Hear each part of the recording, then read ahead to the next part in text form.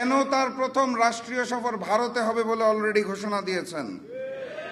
এত জায়গা থাকতে কেন ভারত থেকেই ট্রেনের কোচ আমদানি করার পরিকল্পনা করা হয়েছে?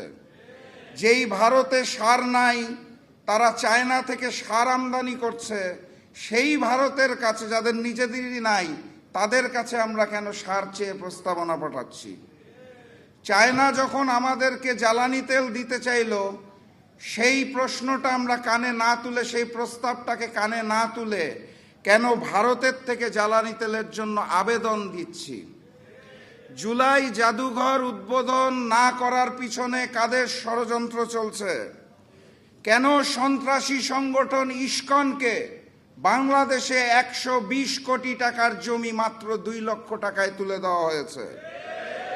ব্যাংক লুটেরাদের হাতে আবারও কিভাবে করে ব্যাংকগুলো তুলে দেওয়া হচ্ছে? প্রশ্ন করতে হবে শিলং থেকে ট্রেনিং প্রাপ্ত সেই নেতা, যিনি বর্তমানে বাংলাদেশের প্রক্সি প্রধানমন্ত্রী, তার হাতে কেন আমার এই সোনার বাংলা?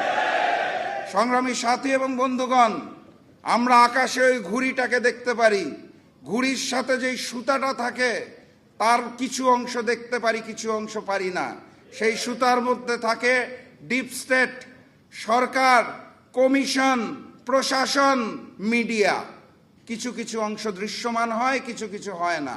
এই ঘুড়ি আর সুতার পিছনে যেই নাটাই থাকে, সেই নাটাইটাকে আমরা দেখতে পারি না। বাস্তবতা এটাই, ক্ষমতার পালা বদলে ওই নাটাইটা এই মুহূর্তে আবারও ভারতের হাতে চলে গিয়েছে।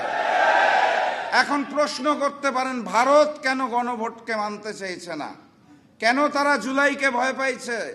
কারণ খুব সাধারণ। অগাস্ট মাসের 5 তারিখে শুধুমাত্র ফ্যাসিস্ট শেখ হাসিনা এবং আওয়ামী লীগের পতন হয়নি, সেদিন ভারতীয় আধিপত্যবাদ বাংলার জমিন থেকে পরাজিত হয়েছিল।